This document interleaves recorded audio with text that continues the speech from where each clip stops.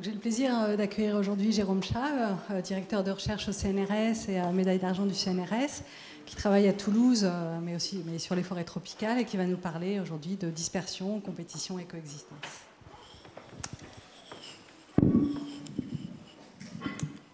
Merci Tatiana, bonjour à toutes et à tous. C'est un honneur et un privilège d'être ici pour vous parler d'écologie. Le titre de ma présentation, c'est l'inégalité des espèces. Je vais parler beaucoup d'abondance et de rareté dans le vivant. On va parler d'espèces qu'on connaît bien, les humains, qui sont très abondants, 7 milliards, plus de 7 milliards d'humains aujourd'hui, mais ils sont moins abondants que les poules, il y a 21 milliards de poules, une estimation en tout cas, que les bovins sont aussi assez abondants, mais le record est tenu aujourd'hui en tout cas par le krill antarctique. Alors le chiffre qui est là, c'est énorme, hein, c'est 500 000 milliards de krill, avec des fluctuations qui sont très importantes.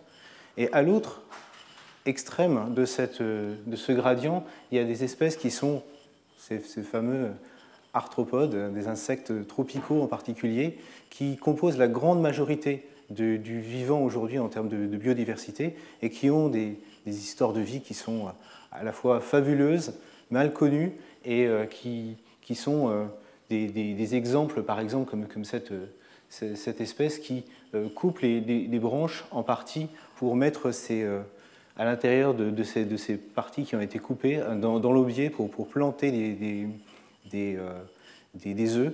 Et c'est l'histoire de vie de cette espèce-là, qui est un longicorne, trouvé en particulier en Guyane et ailleurs en Amérique du Sud, et dépend de cette interaction entre sa ressource, qui est la plante, et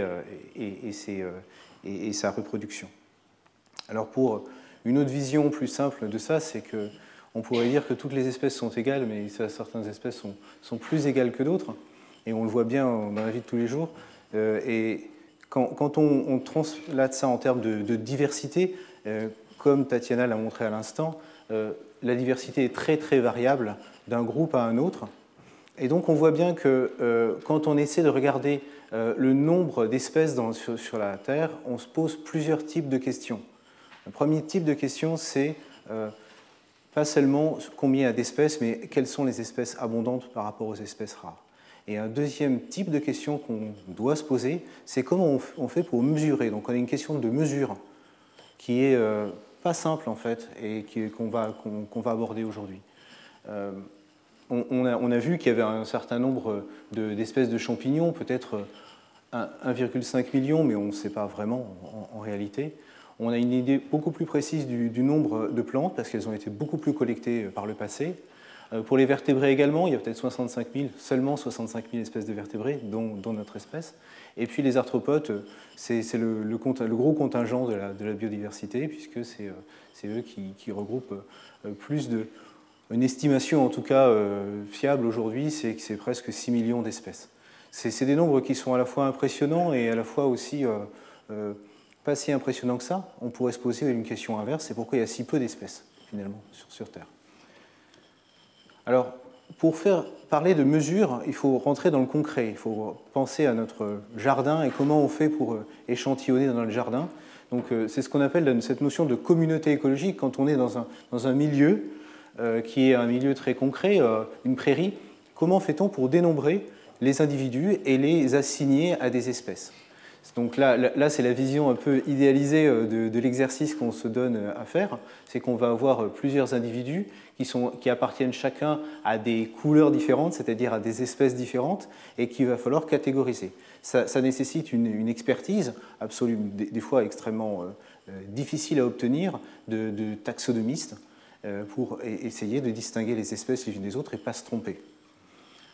Alors, on revient sur cette idée de l'effort de collecte. Ici, quand on va sur le terrain et qu'on essaie de collecter, par exemple, des insectes, il y a différentes techniques de collecte qui sont possibles. Pour les insectes, le piège lumineux c'en est une, et qui permet de détecter des individus qui vont venir se coller à un drap, s'accrocher à un drap parce qu'ils sont attirés par la lumière, et qui permet donc de dénombrer les individus et de les assigner à des espèces, pourvu que, bien sûr, on ait des experts à côté de nous, parce que c'est une expertise qui est rare et précieuse. Alors, l'exercice de savoir si une espèce est rare ou abondante dans une communauté écologique peut être résumé à une vision graphique qui est celle-ci, où on représente sur l'axe des X, l'axe des abscisses, le rang de l'espèce, de la plus abondante à la plus rare, et sur l'axe des ordonnées, l'axe des Y, l'abondance de cette espèce-là. Donc, par définition, cette courbe est une courbe décroissante et qui montre qu'il y a une espèce la plus abondante qui, en général, représente une très grosse proportion du total.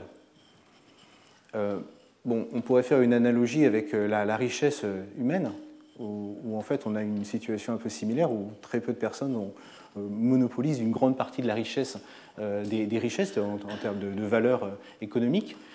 C'est un peu pareil dans une communauté écologique. Donc là, c'est des données qui viennent, bon, c'est pas très important, mais de collecte de lépidoptères sur le mont Cameroun, dans les tropiques. Vous voyez que dans cet échantillon, il y a plus de 100 espèces, et il y a une espèce qui est la plus abondante, avec plus de 200 individus dans cette espèce-là.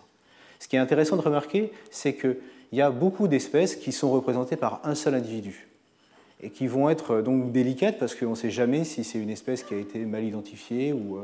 Voilà, donc ce qu'on appelle les singletons.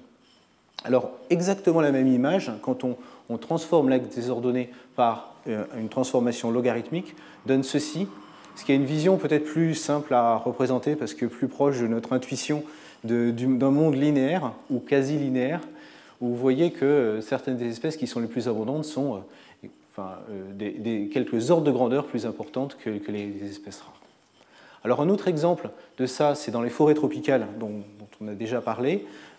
Si on regarde les espèces de plantes, on peut les échantillonner là beaucoup plus facilement que les lépidoptères en fait. Il suffit de mettre en place un inventaire, carré ou pas carré, et puis inventorier tous les arbres qui, eux, ont le bon goût de ne pas se déplacer. Et on peut y revenir, on peut même grimper les arbres pour échantillonner, attendre que les individus soient fertiles pour pouvoir collecter des fruits ou des fleurs.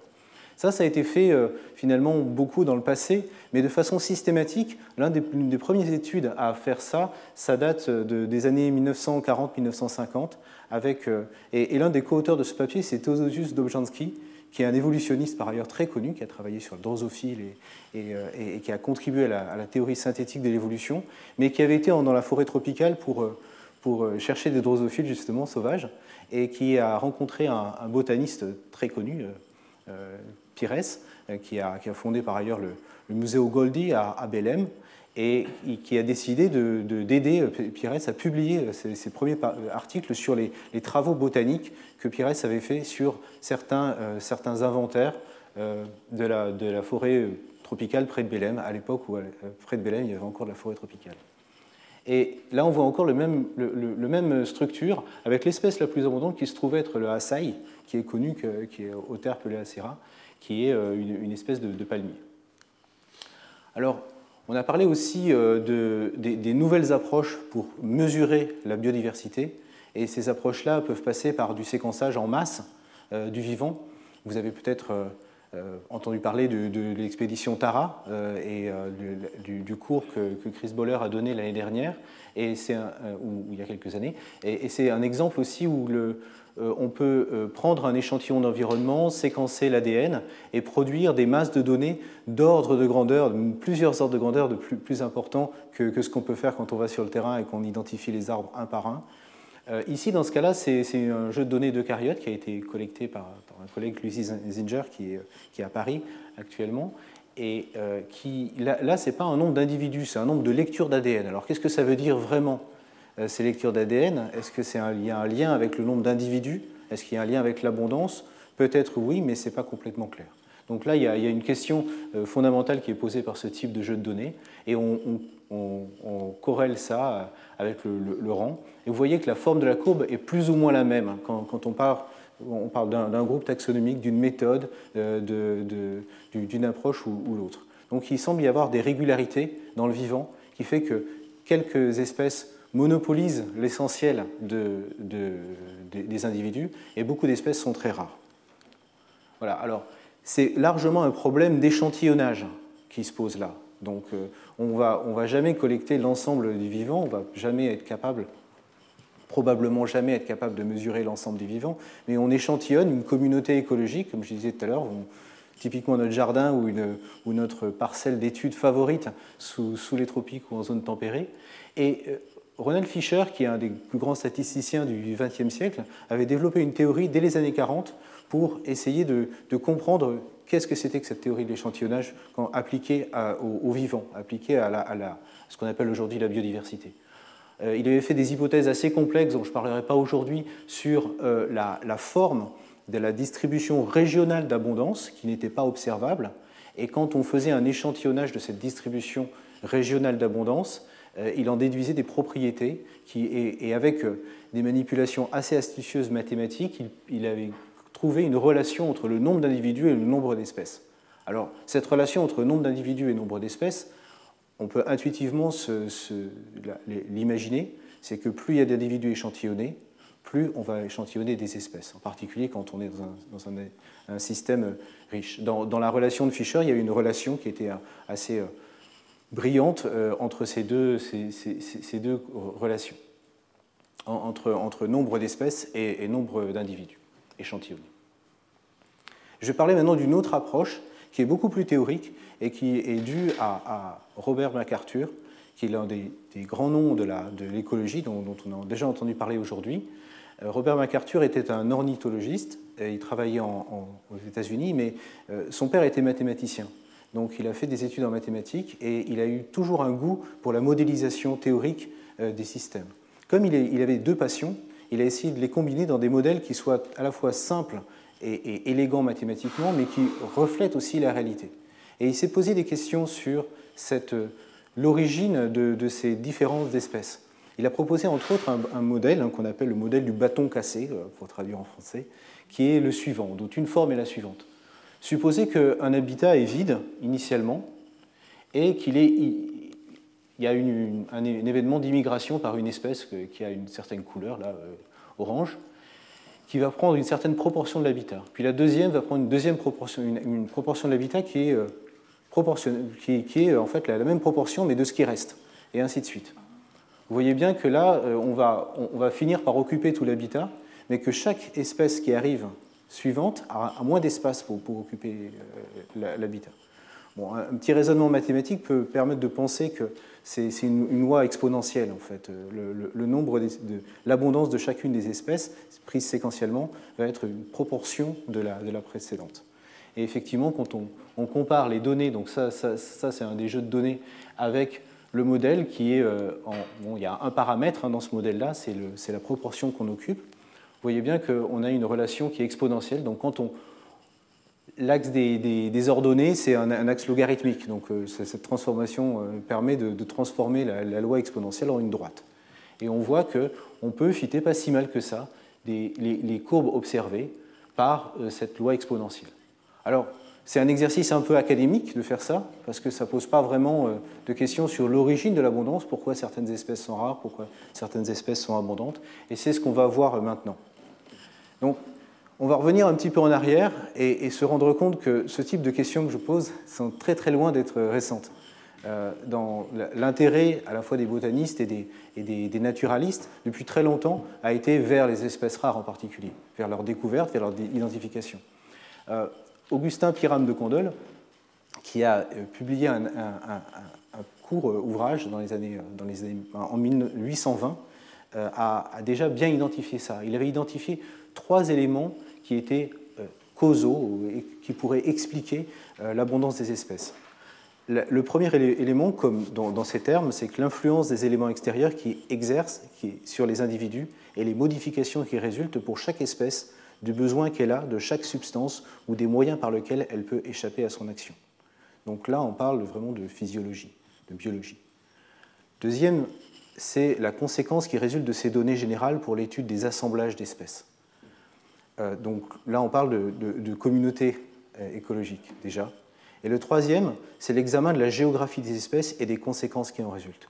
Là, il y a une troisième dimension, c'est la dimension géographique, qui était très importante à l'époque. Une des révolutions qui venait d'avoir lieu en 1820, c'était l'ouvrage de Humboldt et Bonpland sur la découverte de la biodiversité sous les tropiques, qui avait complètement révolutionné la science et qui avait beaucoup inspiré de Candolle et beaucoup d'autres.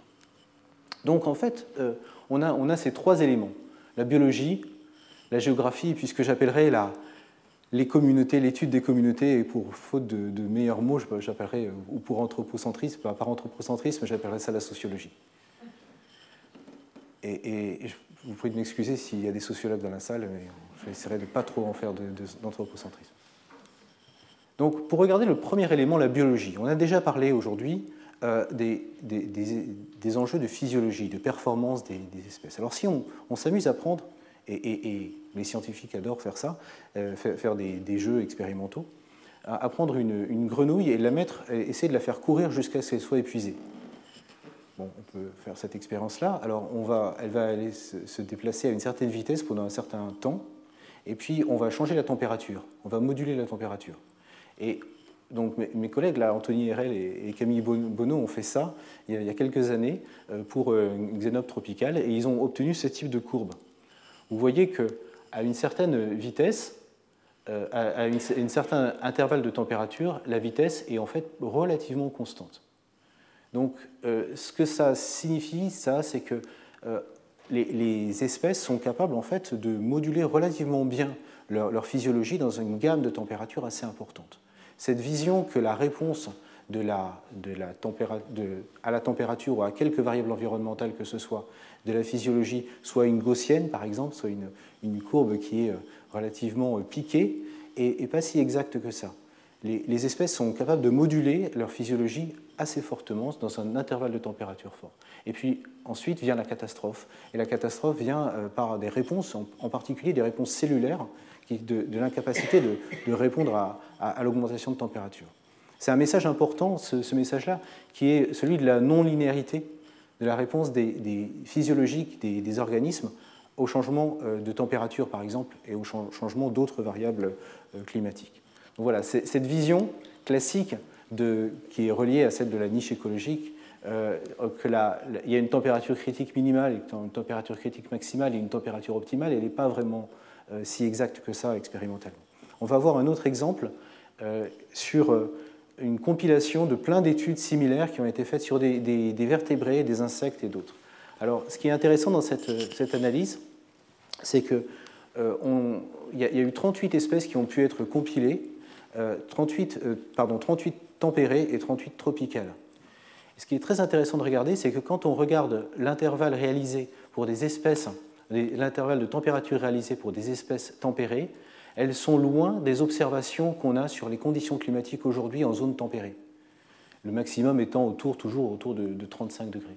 Par contre, pour les espèces tropicales, l'intervalle de variation de température dans les milieux tropicaux sont en fait moins larges, bien sûr, que dans les milieux tempérés.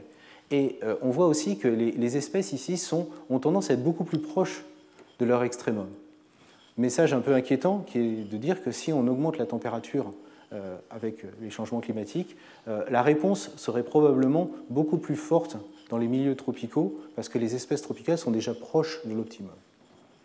Alors il y a des raisons aussi dans la physiologie, il y a des mécanismes moléculaires qui sont à l'origine de cette non-linéarité, de la réponse à la température des espèces, qui sont liées à des réponses des gènes qui sont capables de réparer les protéines ou d'éliminer les protéines. C'est en particulier la catégorie des gènes de choc thermique, protéines de choc thermique, qui ont pu être étudiées par exemple sur ce petit papillon. Vous voyez que si on fait toujours cette expérience d'élever des populations dans différentes températures, l'expression de ces protéines est beaucoup plus importante à des températures à la fois basses, proches du zéro, et à la fois très hautes, encore autour de 30-35 degrés. Voilà. Alors maintenant, je vais aborder le deuxième problème, qui est un problème de la mesure démographique cette fois. Et le problème, c'est celui du recensement. Alors, c'est vrai que ce qu'on aimerait, nous, dans notre champ disciplinaire, c'est d'avoir beaucoup d'informations sur l'abondance des espèces pour beaucoup d'espèces. Mais ce qu'il faut se rendre compte, c'est que ces mesures de recensement sont très très loin d'être faciles à obtenir, et les démographes le savent très bien. On connaît très mal, là c'est une image de la population française depuis 1550, alors je n'ai pas pris complètement au hasard ce début, mais depuis qu'on a vraiment des informations, donc les travaux assez anciens maintenant de Dupaquet et d'autres, ont pu montrer que l'abondance de l'espèce humaine en France a augmenté, mais pas très fortement au cours du XVIe et XVIIe siècle. Et en fait, ce qui est intéressant là, c'est que c'est une réponse à une question de très très long terme qui a eu lieu pendant très très longtemps. C'est qu'il y a eu tout le XVIIe siècle, on s'est posé la question en France de savoir si la population française baissait, si on était en train de dépeupler la France.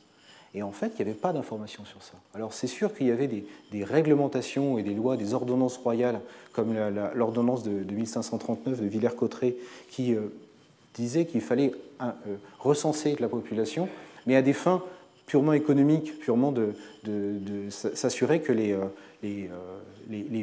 ressources et les gains qui étaient liés aux héritages puissent être suivis par le pouvoir royal. Ce n'était pas vraiment des mesures directes.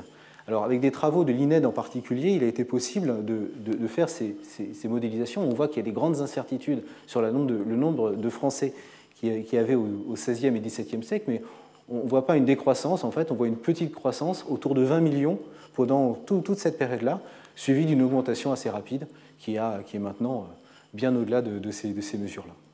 Voilà. Alors, quand on applique ça, on se rend compte que donc, le savoir sur la démographie était finalement un savoir relativement récent. Il date du XVIIIe, XIXe siècle. Et quand on applique ce genre de savoir sur les populations sauvages, ben, on a peu d'informations. Alors l'une des meilleures informations dont on dispose aujourd'hui, et ce n'est pas un hasard, c'est le lynx du Canada, qui est une espèce à la fois magnifique, mais la raison pour laquelle on a beaucoup d'informations, c'est que c'est surtout une espèce qui est économiquement très importante, qui a été utilisée comme une fourrure pendant des décennies et même des siècles. L'origine des échanges économiques sur les fourrures date vraiment de bien avant ça, date de l'ouverture de la Sibérie, la création de la Russie tsariste, et le fait que les fourrures étaient devenues disponibles enfin au marché européen. Et ensuite, à la découverte des Amériques, il a été possible d'étendre ce commerce à l'Amérique du Nord, et en particulier au Canada, qui est devenu un centre vraiment névralgique du commerce des fourrures. Et avec une entreprise en particulier, qui est la Hudson Bay Company, donc la baie de Hudson, c'est ici, c'est sur la carte du Canada.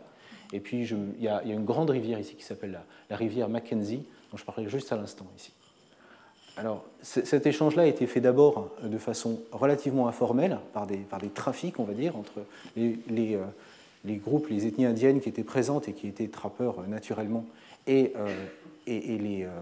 les Anglais, puis petit à petit qui s'est professionnalisé avec le métier de trappeur qui est arrivé, le métier de David Crockett. Et ce qui a été le plus important là-dedans, c'est qu'on a pu donc obtenir des données sur une très longue échelle de temps.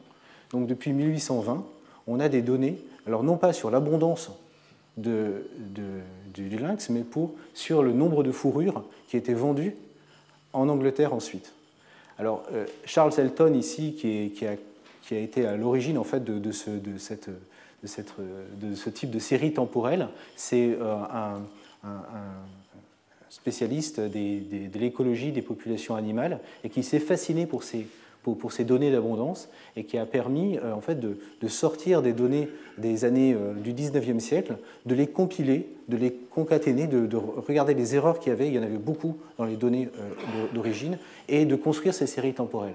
Alors, ce que ces séries temporelles montrent, c'est quelque chose qui est assez extraordinaire. C'est un cycle de quasiment 10 ans de nombre de fourrures. Alors, quand on est un peu naïf, on peut se poser une première question, c'est qu'est-ce qui tire ces cycles d'abondance? Première idée, c'est, alors peut-être que c'est aussi un effet moderne, mais c'est se dire qu'il y a un effet de mode, que les fourrures étaient peut-être moins attractives à un certain moment, donc elles se vendaient moins, donc on les chassait moins. Alors, on peut réfuter assez facilement ce type d'hypothèse en regardant le prix des fourrures, donc qui est en saumon ici, comparé au nombre de fourrures. Ça c'est des données des statistiques du Canada qui ont été obtenues. Et vous vous rendez compte que quand le nombre de fourrures produites chute, le prix des fourrures augmente. Ce qui montre bien qu'il y avait un besoin qui ne s'est pas baissé. Donc cette hypothèse-là d'un effet économique en fait, sur les abondances était fausse. Et ce n'est pas très étonnant parce que vu sur l'échelle de temps dont on parle, ce n'est pas complètement si surprenant que ça. L'autre hypothèse, c'est une relation entre proie et prédateur. Le prédateur, la proie privilégiée du lynx, c'est le lièvre d'Amérique, Lepus americanus, qui a aussi des fluctuations d'abondance à peu près en synchronisation. Presque en synchronisation. Vous voyez, si vous regardez un peu en détail les graphiques qui sont présentés là, qui s'étendent depuis les années 1820 jusqu'aux années 1940, vous voyez qu'il y a des fluctuations où l'abondance, la décroissance du lynx suit la décroissance du... pardon, c'est l'inverse. C'est la décroissance du lièvre précède celle du lynx. Ce qui sous-entend que le lynx a eu un impact sur la population de lièvres. Alors, il y a eu ces données-là sont toujours aussi fabuleuses et toujours aussi mal connues aujourd'hui qu'elles étaient dans les années 1940. Ça fait partie de ces questions les plus excitantes qu'on peut avoir comme recherche quand on travaille en écologie, parce qu'on n'a pas vraiment la réponse. Alors, les modélisateurs ont travaillé sur les modèles de Lotka-Volterra et ont montré qu'effectivement, les modèles de Lotka-Volterra n'expliquaient pas si mal que ça ces fluctuations temporelles d'abondance. Le petit problème, c'est que ces modèles de Lotka-Volterra ne sont pas du tout stables mathématiquement et que dès qu'on a des fluctuations climatiques, ce genre de relation disparaît. Donc ce n'est pas vraiment des modèles qui sont si réalistes que ça. Ils ne sont même pas du tout réalistes. Alors il faut comprendre ça au regard d'approches plutôt expérimentales. Et ces types d'approches expérimentales passent par la capture, marquage et recapture, en particulier des lièvres, qui sont honnêtement bien plus faciles à capturer que les lynx. Et donc ça c'est une étude qui a été faite dans les 40 dernières années par Charles Krebs et ses collègues qui est à l'Université de British Columbia. Et vous voyez qu'il y a des fluctuations temporelles qu'on voit bien, mais quand on commence à regarder dans le détail de ces données-là, on voit bien qu'il y a aussi des changements d'un cycle à l'autre, et peut-être aussi une décroissance de ces modifications qui pourraient être dues à des variables environnementales. Alors l'une des hypothèses privilégiées aujourd'hui pour comprendre pourquoi il y a un maintien de ces cycles, c'est ce qu'on appelle le paysage de la peur, où il y a une fluctuation d'abondance, mais aussi de position des animaux les uns par rapport aux autres. C'est-à-dire que quand on est dans un habitat particulier, ouvert en particulier, le lièvre est dans une situation qui est rassurée par rapport à une zone qui pourrait être moins ouverte, dans laquelle la visibilité est moins bonne et dans laquelle il y a une plus grande exposition à la prédation. Donc ça, c'est le risque qui est perçu. Et du coup, ça a un impact sur l'abondance à l'échelle spatiale. Donc là, je représente un diagramme qui est une carte géographique de l'espace avec différentes couleurs qui représentent le risque perçu élevé et le risque perçu bas. Ce qui est important de voir là, c'est que du point de vue du lièvre, c'est important de rester dans des endroits qui sont protégés, mais il faut aussi aller vers la nourriture et donc pouvoir se déplacer. Et cette dynamique-là, qui est une dynamique spatio-temporelle assez complexe finalement, elle génère elle aussi des fluctuations temporelles telles que celles qu'on a vues expérimentalement. En plus de ça, il y a, dans les études de Krebs dont je venais de parler, il y a eu des mesures aussi sur le niveau de stress. Et ce qu'on se rend compte, c'est que dans les périodes où il y a beaucoup de prédation, c'est les animaux les plus stressés, les plus épuisés qui sont aussi exposés à cette prédation. Donc en fait, dire que la prédation c'est le facteur causal, c'est une simplification. Il y a aussi un effet de l'état physiologique de l'organisme. Et on se rend compte que quand on parle de mortalité dans le monde naturel, sauvage, on a souvent beaucoup de facteurs qui interagissent pour expliquer cette variabilité, cette mortalité. Et entre autres choses, l'effet de la mortalité directe de la prédation est souvent médié, relié à des effets de l'état physiologique des proies. Voilà. Alors, quand on parle de fluctuations temporelles, on pense aussi à des mesures qui sont peut-être plus simples à faire, mais qui sont aussi très importantes à faire en termes de suivi de la biodiversité. Vous savez que nos collègues au Muséum national d'histoire naturelle ont travaillé depuis très longtemps à mesurer les oiseaux communs à l'échelle de la France et ont des résultats qui sont absolument formidables parce qu'on se rend compte que certaines espèces sont en croissance, comme la palombe, le pigeon ramier. D'autres sont en décroissance, en association en particulier avec l'augmentation de l'activité agricole. Et que ces tendances-là permettent de créer des indices de l'état de santé de notre territoire et d'autres territoires à l'échelle globale. Alors si on généralise ça, on peut construire un indice composite des tendances des populations en combinant une vingtaine de milliers de populations et plus de 4000 espèces, ce qu'on appelle le Living Planet Index, le Global Living Planet Index, qui montre les tendances dans les populations en termes d'abondance. Donc cet indice, c'est un indice d'abondance pour chacune des espèces compilé sur beaucoup de populations, beaucoup d'espèces. Et on se rend compte qu'il y a une décroissance importante depuis les années 1970 de ces abondances-là. Alors, bien sûr, tout indice composite a une valeur parce qu'il a un impact sur la perception, mais il faut un peu le décomposer. Si on regarde ce qui se passe entre les différentes régions du monde, l'Europe, finalement, ne décroît pas tant que ça. La décroissance n'est pas si rapide que ça, peut-être parce qu'elle a été beaucoup plus rapide auparavant et que ça n'a pas été documenté. Et par contre, les zones tropicales sont en décroissance beaucoup plus rapide et de façon presque catastrophique pour l'Amérique latine et les Caraïbes. J'aimerais aborder la deuxième partie de mon exposé sur la coexistence des espèces. Alors, l'un des mécanismes fondamentaux dont on a entendu parler aujourd'hui, c'est la compétition. Alors, encore une fois, la compétition, c'est quelque chose qui est très loin d'être en dehors du cercle de l'intuition, du sens commun. Et De Candolle en parlait déjà dans son texte. Il disait « Toutes les plantes d'un lieu donné sont dans un état de guerre les unes relativement aux autres. Les premières qui s'établissent par hasard dans une localité donnée tendent, par cela même qu'elles occupent l'espace, à en exclure les autres. » Donc c'est quelque chose qui était probablement encore plus évident en 1820 par quelqu'un qui avait été employé par Napoléon pour faire un inventaire de la flore de la France et qui avait vécu des périodes de guerre qui étaient assez terribles. Mais ce qui est important aussi de voir, c'est que c'était quasiment quelque chose qui était... cette notion de compétition entre les plantes ou entre les espèces, c'est quelque chose qui est assez intuitif. Alors il y a quand même deux espèces, deux niveaux de la compétition. C'est la compétition entre les espèces et la compétition à l'intérieur de la même espèce. Dont la guerre entre les peuples peut être un exemple triste à rappeler. Dans la compétition intraspécifique, je prendrai toujours des exemples plus rigolos que ça, c'est quand on fait des expériences sur la levure de la bière et qu'on fait croître la levure de bière, on a des courbes qui sont très simples. C'est une courbe qui augmente exponentiellement et qui sature. C'est la croissance qu'on appelle la croissance logistique. Et la saturation, elle est dépendante des lois qui sont imposées par l'environnement, alors que la croissance exponentielle au départ, elle ne dépend pas du tout de l'environnement. Au départ, on ensemence de levure, ça va croître très rapidement, et ensuite ça sature. Donc c'est typiquement les effets qu'on a vus justement sur la Covid, où on a des effets très rapides d'augmentation, puis une saturation due au fait que la Covid a trouvé ses hôtes assez rapidement. Cet effet-là, c'est la compétition intraspécifique.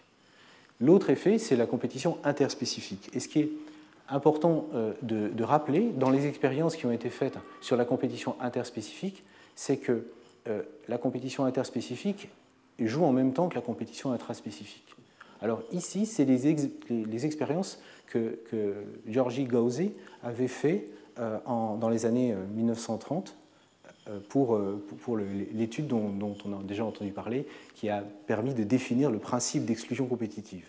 En haut, vous avez une culture mélangée de deux paramécies, Paramecium caudatum et Aurelia, et en bas, vous avez la même expérience, mais quand les cultures sont séparées.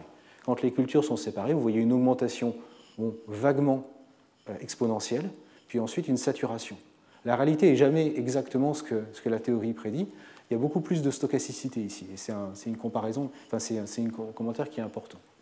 L'autre expérience ici, en compétition, c'est effectivement, il y a une espèce qui commence à dominer, l'autre qui décroît, mais même à la fin de l'expérience, au bout d'une quinzaine de jours, ça c'est les données qui ont été publiées par Gause dans un article dans Science qui a été publié en 1934, l'exclusion n'était pas toujours faite. Alors, pour la petite histoire, Gause a rapidement changé de son fusil d'épaule. Il s'est intéressé à d'autres propriétés des bactéries, les antibiotiques, et il a découvert un nouvel antibiotique dans les années 40, pendant la guerre, qui lui a valu le prix Staline en 1946, et qui l'a protégé, entre autres, de la vague du lysankisme qui était à peu près à cette époque aussi. C'était quelqu'un qui a failli en fait migrer aux États-Unis, mais on lui a refusé une bourse de postdoctorale Rockefeller, et probablement l'histoire de l'écologie aurait été différente s'il avait migré et qu'il n'avait pas changé de sujet de recherche, même si naturellement l'étude des antibiotiques est aussi fondamentale. Alors, ça a amené à la définition d'une notion qui s'appelle la niche écologique, qui est définie en une phrase comme étant la niche écologique d'une espèce, c'est l'ensemble des conditions biotiques et abiotiques permettant la persistance d'une population. Et ce principe d'exclusion compétitive sous-entend que deux espèces ne peuvent pas occuper la même niche écologique durablement.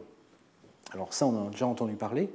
C'est des principes qui sont vrais à temps long. En fait, cette idée-là, elle était déjà discutée beaucoup dans les années 1920-1930, entre autres par Elton. Et elle n'avait pas été très populaire finalement, parce qu'à la fois, elle n'était pas complètement évidemment vraie quand on faisait des analyses de population, et d'autre part, quand on faisait des analyses, quand on parlait avec des gens qui étaient sur le terrain, ils trouvaient ça assez trivial. Et finalement, la raison pour laquelle cette notion de niche écologique, elle a explosé, elle est devenue une notion aussi importante, c'est pas tant grâce aux écologues, c'est grâce plutôt aux évolutionnistes, qui ont vu une façon de simplifier tout ce qu'il y avait dans l'écologie dans un concept relativement simple, qui est de dire qu'une espèce peut être résumée par sa niche écologique sur des temps longs, sur des temps évolutifs. Et c'est pour ça qu'à l'époque de la synthèse évolutive, qui était due à Dobzhansky, Mayer et aux théoriciens, c'est là où les écologues ont ressorti en fait de l'ensemble des possibilités de la recherche cette notion de niche écologique. Mais c'est une notion qui reste très compliquée d'utilisation et très compliquée de compréhension, et qui est finalement pas si intuitif que ça, si on le regarde bien. Et on n'a pas forcément besoin non plus de parler tant de niche écologique si on veut comprendre les mécanismes de coexistence d'espèces, comme je vais essayer de vous le montrer maintenant. Donc la coexistence des espèces, finalement, si on veut simplifier comment une espèce peut coexister par rapport à une autre, ce n'est pas tant le principe d'exclusion compétitive qui compte, c'est le principe de comparer la compétition intraspécifique avec la compétition interspécifique.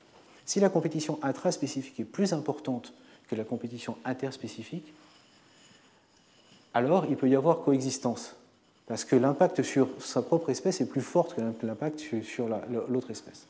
Donc j'ai représenté ça de façon un peu diagrammatique, où deux espèces, A et B, sont en interaction de 4 façons possibles, jusqu'à présent, et avec 2 compétitions intraspécifiques et 2 compétitions interspécifiques. Et on peut étudier donc l'impact d'une espèce sur l'autre. Alors, pour prendre ça de façon théorique, on peut faire des modèles et on peut comparer les modèles. Mais rien ne vaut une bonne expérience pour comparer, pour explorer ces phénomènes. Et ça a été fait par Thomas Park dans les années 40 avec ces ténébrions qui sont des prédateurs, qui sont des pestes de la farine, et qui étaient très importants à l'époque, peut-être plus que maintenant, mais en tout cas qui était un sujet d'étude fascinant. Alors, ce que Park a fait, c'est qu'il a mis en culture ces 2 espèces de Tribolium, Confusium et Castaneum, et il a fait le même type d'expérience, presque 10 ans plus tard, même 15 ans plus tard, que Gause. Et on voit qu'à nouveau, le même pattern existe, c'est que quand on a une compétition, une espèce, Castaneum, est exclue, alors que la première espèce se maintient.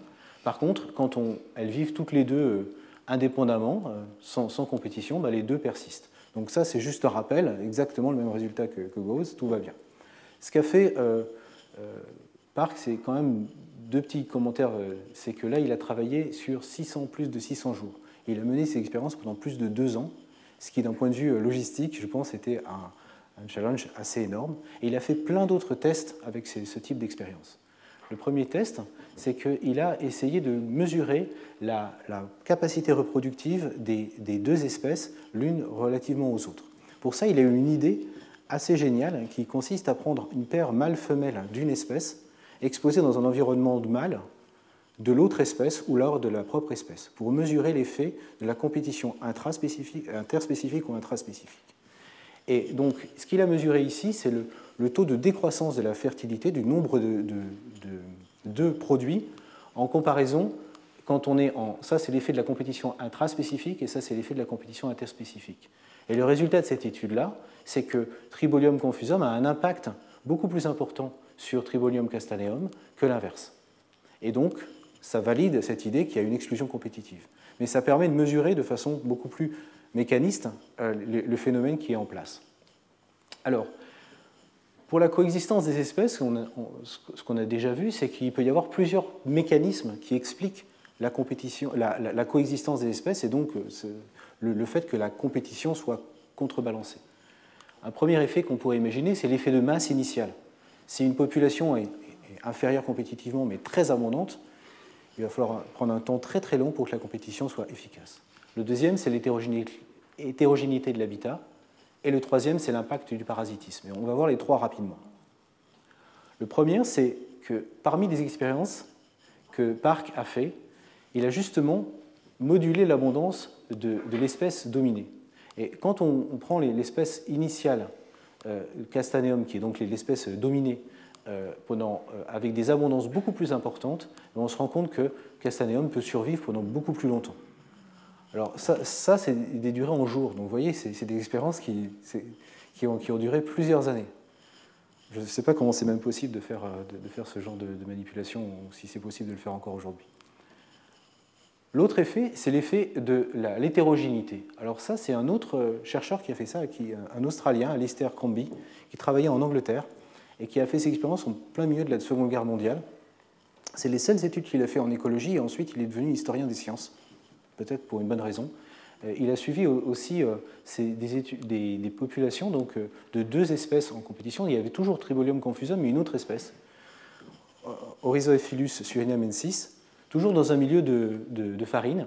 Et vous voyez qu'à nouveau, Oryzoephilus se fait dominer compétitivement. Mais il a fait quelque chose qui est assez remarquable, c'est qu'il a modulé l'environnement. Alors pour moduler l'environnement, il a pris de la farine fine d'un côté, qui a un environnement homogène. Ensuite, il a pris ce que j'ai traduit par du boulgour, donc c'est du blé épais, donc un habitat beaucoup plus hétérogène. Et puis le troisième type d'habitat, c'est qu'il a mis des morceaux de petits morceaux de tubes de verre à l'intérieur de la farine, qui étaient censés simuler des poches de protection pour l'une ou l'autre de l'espèce. Donc ça rendait encore plus hétérogène l'habitat. Et en faisant tourner les mêmes types d'expériences, il s'est rendu compte que quand il mettait un habitat beaucoup plus hétérogène, eh bien, les deux espèces coexistaient sans problème, à la fois dans le boulgour et à la fois dans ce milieu hétérogène. Ce qui montrait bien que l'hétérogénéité du milieu était tout à fait suffisante pour expliquer la coexistence des espèces. Et ça a été quelque chose qui est arrivé peut-être un peu après le développement de cette théorie du principe de l'exclusion compétitive, mais qui l'a remis largement en cause. Le troisième effet, c'est l'effet du parasitisme. Alors je reviens à l'expérience de Park. Je vous rappelle, le Tribolium confusum contre Castaneum. Il se trouve que la raison pour laquelle Castaneum se fait dominer, c'est parce qu'elle est infectée par un parasite qui s'appelle Adelina, qui produit des cystes sur les œufs. Et lorsque Park, jamais en avare de prouesses techniques, a fait, c'est qu'il a enlevé ces cystes et il a fait des populations qui n'étaient pas infectées. Et donc il a regardé ce qui se passait dans des populations infectées ou pas infectées, et dans les populations qui n'étaient pas infectées, en fait, la coexistence était beaucoup plus longue, et en réalité, Castaneum dominait par rapport à Confusum. Et là, en fait, c'était plutôt un jeu en égalité. Donc, le message de cette troisième expérience, c'est que le parasitisme joue évidemment un rôle dans la réduction de la performance des espèces, et cet effet de parasitisme peut être fluctuant dans le temps. Alors, une représentation de ça dans notre image, là, c'est le mécanisme de Janssen-Connell qui a été développé donc, par Dan Janssen et Joe Connell dans les années 70, qui est que pour expliquer la coexistence des espèces d'arbres en forêt tropicale, il fallait trouver un mécanisme qui empêche les espèces abondantes de devenir trop abondantes. Et l'un des mécanismes, c'était que d'un côté, il y a la dispersion des graines qui permet aux individus de se reproduire à une certaine distance spatialement, et de l'autre côté, il y avait un effet de prédateurs, de pathogènes ou de parasites spécifiques dont l'effet était plus important près du plan mère que loin de ce plan mère. Et donc il y avait une distance optimale qui faisait que les espèces n'étaient pas forcément bien adaptées pour être proches de leurs parents et pour occuper tout l'espace, et que ça laissait des espaces pour les autres espèces. Donc si on applique ça dans les forêts tropicales, donc ça c'est la forêt tropicale de Guyane, vous voyez que c'est difficile de distinguer les espèces les unes des autres quand on voit ça d'hélicoptère. Des collègues à Kourou ont étudié une des espèces d'arbres qui s'appelle le Wakapua americana, et qui a la propriété d'avoir des agrégats d'abondance. Ici, c'est une grosse population qui est présente sur une parcelle d'étude et qui est complètement absente ici. Et ça, c'est des individus adultes. Vous voyez que sous les adultes, donc ça, les adultes, c'est les ronds, et les juvéniles, c'est les petits triangles. Et vous voyez que sous les adultes, il y a très peu de juvéniles. Et ça, c'est probablement lié à un effet, justement, qui a été interprété comme cet effet de Janssen-Connell, et qui permettrait à cette espèce-là de ne pas être trop abondante. Donc, cette hypothèse de Janssen-Connell a été testée également en essayant de relier la reproduction nette avec l'abondance. Donc, l'idée, c'est que quand on arrive à une grande abondance, la reproduction nette, elle est plus basse que l'attendue de la reproduction de 1 par 1.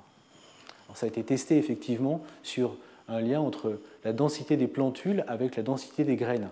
Et ce travail qui a été mené en forêt tropicale à Panama suggère effectivement qu'il y a un déficit de plantules par rapport au nombre de graines produites pour beaucoup d'espèces. Et ça c'est un genre de confirmation expérimentale de cet effet du parasitisme sur la coexistence des espèces. Le problème qui a été relevé assez récemment dans un papier de Matteo Dito, c'est qu'il y a un effet de statistique ici qu'on appelle le biais de dilution. Et quand il y a beaucoup d'incertitudes sur les mesures dans l'axe des Y, on a tendance, quand on fit une courbe, à toujours sous-estimer, à avoir une régression vers la moyenne et donc à toujours sous-estimer les valeurs les plus élevées dans une régression linéaire. Et en faisant cette analyse-là corrigée, on s'est rendu compte que l'analyse précédente là, de cette étude-là n'était pas si importante que ça. Et l'effet n'était pas si important que ce qu'on y croyait auparavant. Le dernier point dont je voulais parler, c'est l'effet de la stochasticité dans tous ces systèmes-là. La stochasticité joue un rôle fondamental dans la nature et joue un rôle fondamental à tous les niveaux de compréhension du vivant. À l'échelle moléculaire, on sait depuis longtemps que l'essentiel des mutations sont neutres. Et donc, dans les années 60, il y a eu des théories qui ont été développées par Kimura et d'autres pour comprendre les fluctuations et la fixation d'allèles dues à la dynamique neutre du vivant.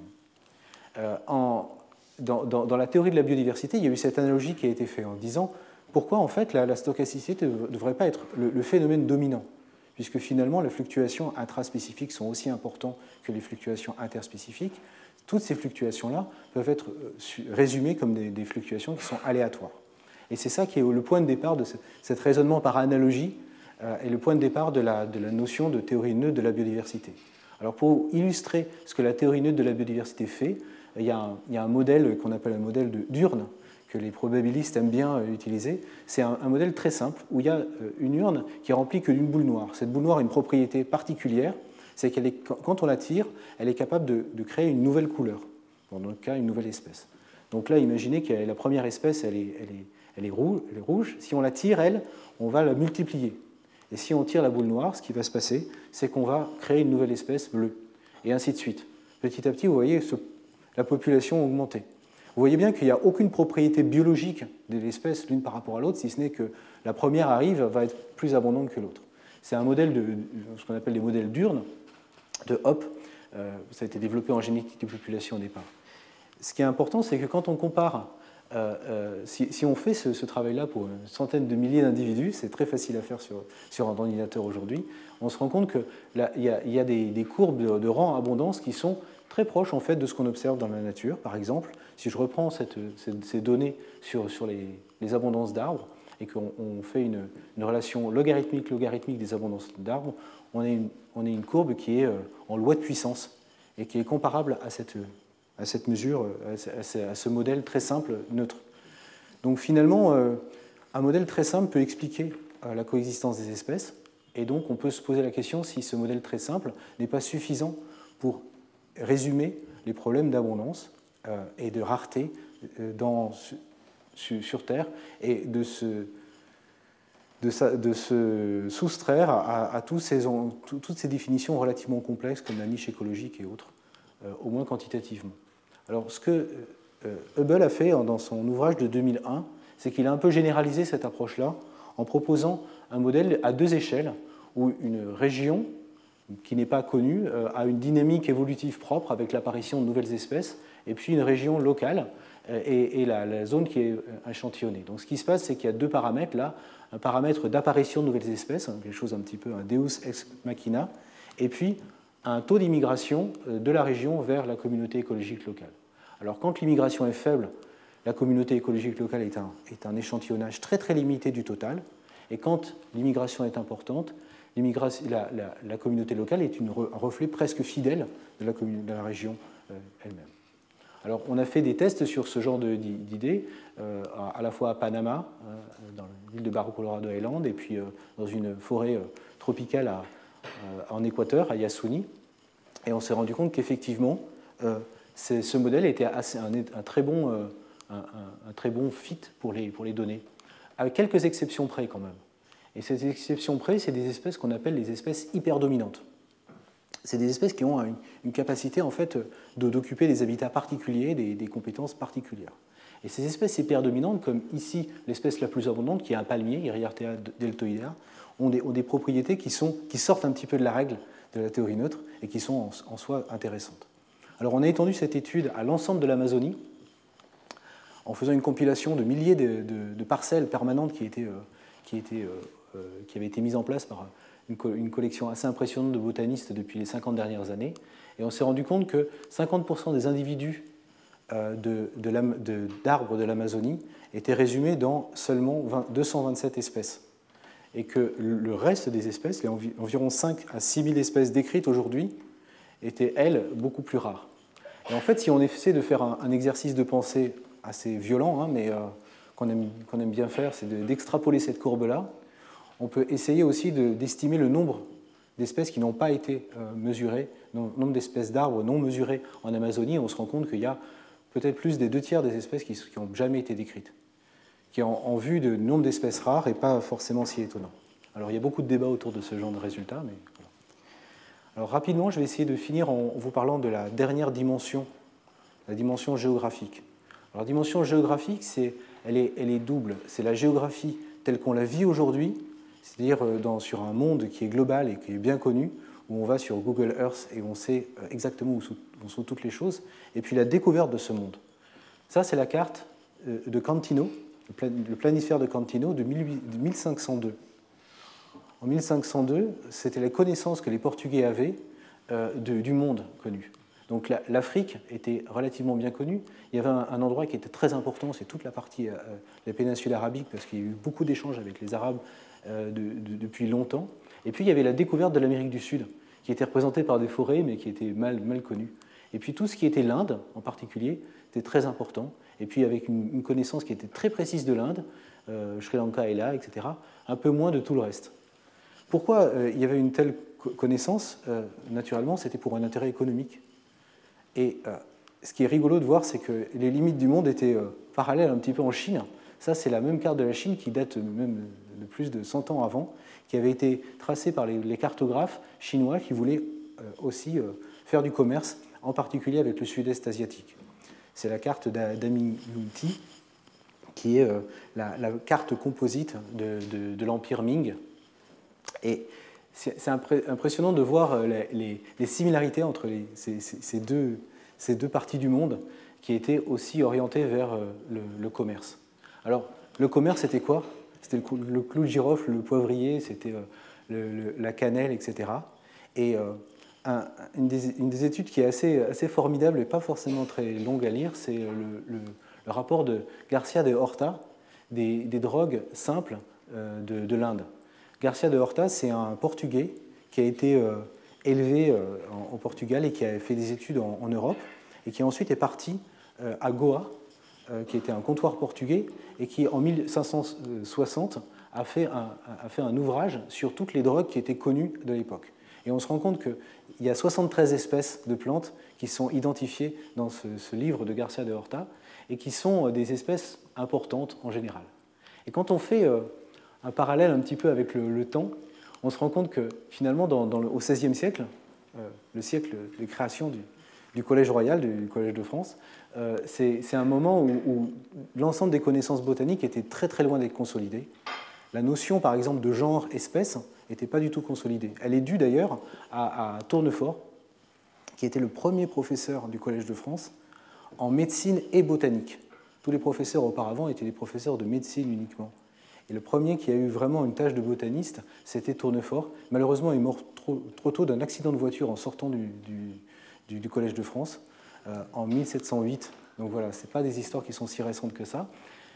Et puis, la révolution linnéenne en 1753 était encore très, très préliminaire, puisqu'il y avait 8000 espèces seulement de plantes à cette époque-là. Et De Candolle décrivait 75 000 espèces par rapport aux presque 400 000 qu'on connaît aujourd'hui. Alors, ce que je voulais raconter très, très rapidement, c'est l'histoire d'une de ces espèces qui est présente dans Garcia de Horta, c'est le santal. Santal simplement parce que voilà, on a tous en narine l'odeur du santal. C'est une espèce qui est magique et qui était présente, dont le nom est présent peut-être dans la traduction, présente dans la Bible. Alors, c'est une espèce qui est très intéressante parce que c'est un hémiparasite. Donc, il y a ce qu'on appelle des puits, des ostories, avec la racine du santal qui vient prendre des ressources sur son espèce hôte. Elle ne tue pas son hôte, mais elle en profite un petit peu. Donc ça, c'est un sujet qui est assez intéressant. Le bois de santal, il est partout aussi dans la littérature depuis très très longtemps. En 1225, il était mentionné comme étant présent uniquement à Timor, l'île de Timor. Ensuite, les montagnes sont couvertes de santal dans Timor en 1436. Les marchands malais disent que Dieu a créé Timor pour le bois de santal. C'est Thomé Pires en 1513. Et puis les arbres du bois de santal poussent à Timor, c'est là où il y en a le plus. Le bois s'épuise ni d'un côté ni de l'autre, et ça c'est Garcia de Horta. Donc c'était assez clair que c'est une espèce qui était endémique de Timor à l'époque. Elle était présente aussi dans la culture, puisque les pièces de monnaie mentionnaient la fleur de santal autour du 9e au 13e siècle à Sumatra. Donc c'est évidemment présent à Sumatra à l'époque. Et le dernier élément que je voulais vous donner, c'est le prix du bois de santal.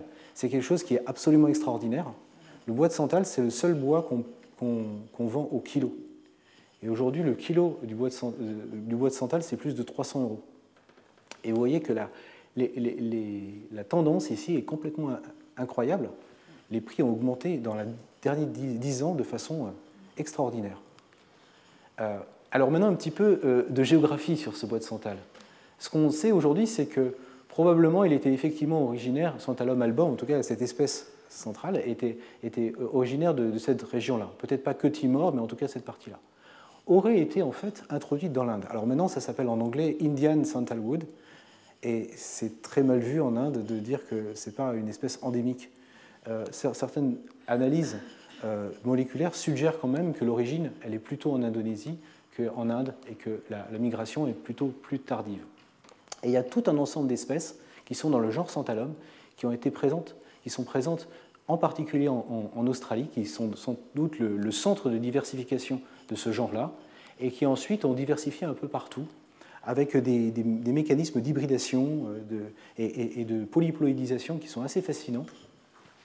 Et tout ça, ça s'est passé entre 4 et 8 millions d'années dans le passé, c'est-à-dire assez peu de temps sur des échelles évolutives, ce qui suggère que c'est une espèce qui se disperse très bien et qui est capable d'envahir un peu plein d'endroits. Alors, ce qu'on commercialise aujourd'hui, c'est Santal austrocalidonicum, le Santalum spicatum aussi, vous pouvez l'acheter dans le commerce aujourd'hui. Alors, la dispersion des graines de Santalum ici, c'est souvent par les oiseaux, et ça explique pourquoi elle est très capable de se disperser à longue distance. Il y a des espèces qui sont endémiques, comme Santalum freccetianum, qui est endémique de Hawaï. Et malheureusement, il y a donc des mécanismes de diversification qui sont liés à la dynamique de diversification sur des îles. Alors, l'exemple ici que je voulais vous donner, un petit peu théorique, c'est que quand on a une île qui est proche du continent par rapport à une île qui est loin du continent, comme à Hawaï, eh bien, les mécanismes sont un peu différents. Quand les îles sont proches du continent, il y a beaucoup d'événements de dispersion entre le continent et les îles, par opposition à une île qui soit très loin du continent, où les événements de migration sont très rares. Et ça crée donc une diversification in situ sur les îles, et donc un endémisme qui est important sur les îles, quand elles sont loin. Ces événements-là conduisent à donc beaucoup d'espèces qui sont endémiques, comme on l'a vu sur ce diagramme. Ici, si je reviens un petit peu rapidement, si on vient rapidement sur ce diagramme-là, on se rend compte qu'il y a tout un ensemble d'espèces qui sont endémiques de Hawaï. Ces espèces ont été exploitées au XIXe siècle, même au XVIIIe siècle, et ça a conduit à la disparition d'une des espèces qui s'appelle Santalum fernandesianum, qui est sur l'île Juan Fernandez, l'île de Robinson Crusoe, qui a disparu au début du XXe siècle. Alors, je n'ai pas le temps d'aller très, très loin dans cette explication-là, mais il y a un exemple encore plus extrême d'extinction dans les îles. C'est l'île de Sainte-Hélène, qui a été très bien documentée parce que c'était une île qui était fondamentale pour le trafic justement entre l'Amérique du Sud, entre les Indes et l'Europe. C'était un point d'arrêt pour les bateaux. Et donc la compagnie anglaise était propriétaire de cette zone-là et a complètement suivi petit à petit la déforestation de cette île. C'était une île qui était complètement forestée et puis qui est maintenant le symbole d'une île désertique, à tel point qu'en 1814, quand Napoléon a dû être envoyé en prison, il a été envoyé dans cette île-là parce que c'était le symbole de l'île la pire qu'on puisse imaginer. Avant, c'était une île luxuriante un siècle avant.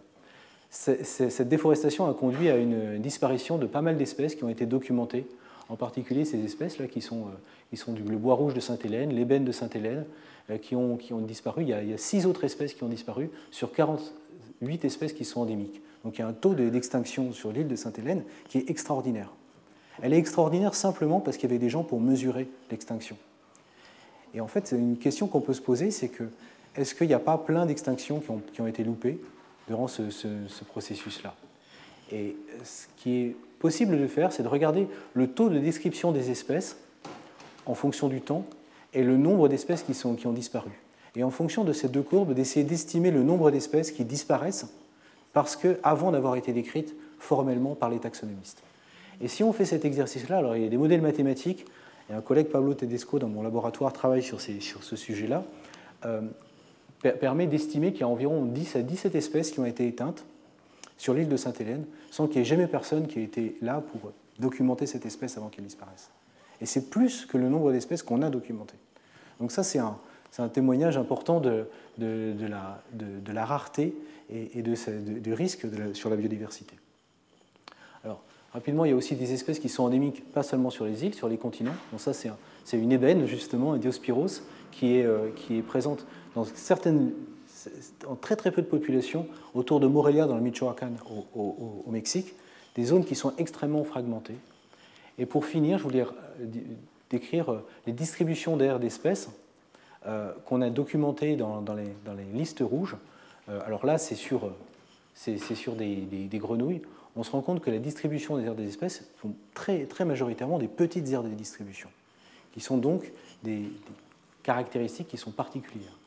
Ici, quand on documente les distributions d'aires d'espèces, on voit qu'il y a un petit pic ici, un peu bizarre, qui correspond à 100 km² et qui suggère très fortement qu'il y a des artefacts qu'on estime des aires de distribution un petit peu, comme on dirait, au doigt mouillé, plutôt que par la mesure directe, parce que beaucoup d'espèces sont rares et mal connues. Voilà. Alors ça s'inscrit dans un contexte de changement d'utilisation des terres qui sont massives, avec toutes les zones qui sont en marron ici, liées à la déforestation et à la dégradation environnementale, et donc liées à la réduction des habitats.